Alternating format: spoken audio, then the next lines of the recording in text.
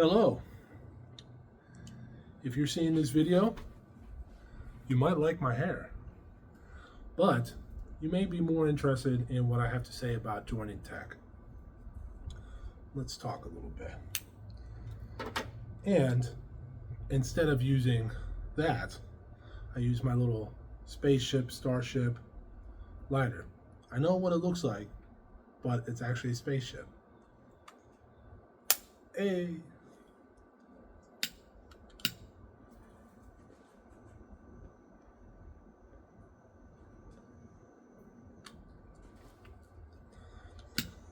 A lot of people, and how I'm going to take this is from a white collar professional viewpoint.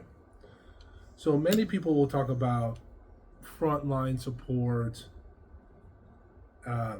working with servers and stuff like that. That's not necessarily what I'm talking about. I'm talking more about when I'm saying joining tech. What I'm specifically saying, what's in scope for this video is white collar,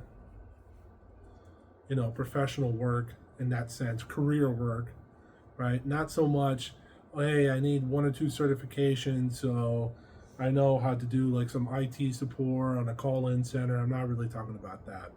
And no hate, no bad vibes towards that. It's just I don't have any experience in that world, and I can't really speak to that. In my last video, I talked about leaving manufacturing for tech. And here, my advice to everyone is, I think tech is a great sector to be in, especially if you're in your 20s, 30s, 40s.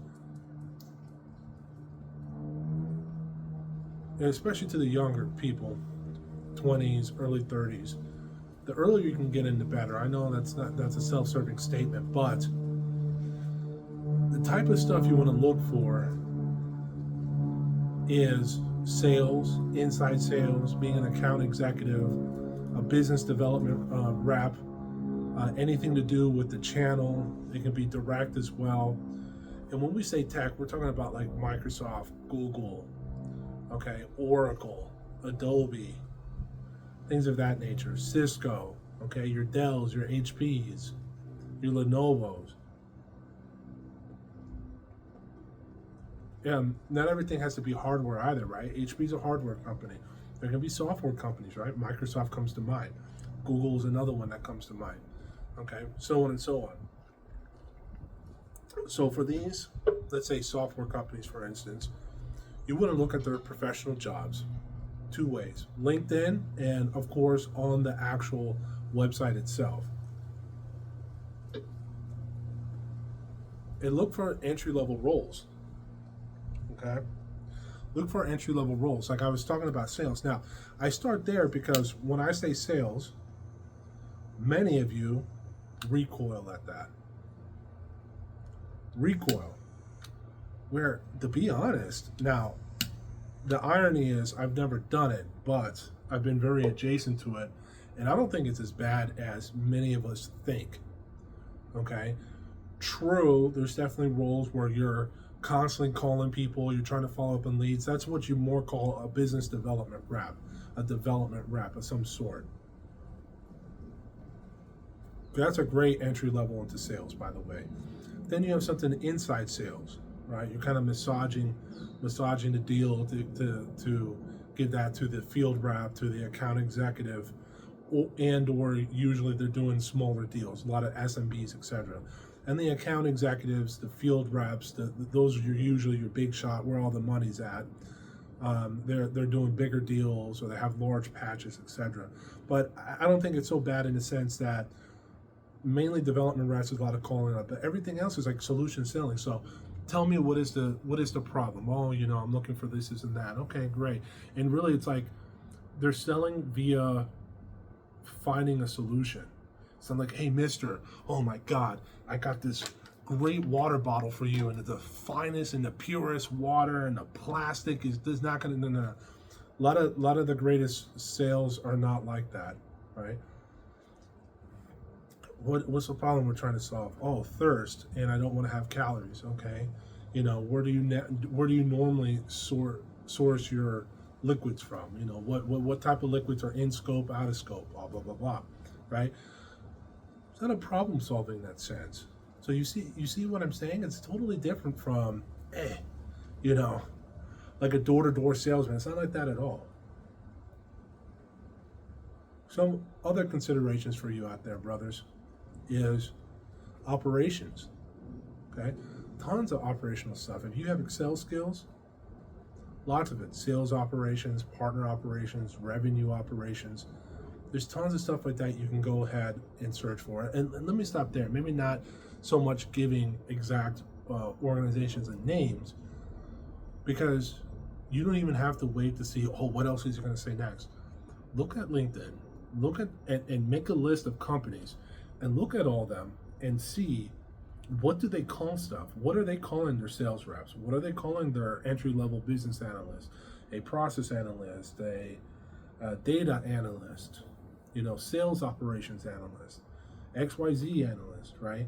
And you want to and find all this stuff that you might be interested in: marketing, development. You know, if you're into the developer side, the more technical side, what do all those roles look like? You know. Another point of my video here that no one's going to watch, and it's a little all over the place, but when I say tech, obviously, as you just saw, not everyone's a developer. That's kind of another misconception I get when people think about tech. These are like the two misconceptions I get. Number one is it's some type of like IT help desk role. That's not personally what I'm talking about. The second misconception is like everyone's some type of developer. That's not what I'm talking about either.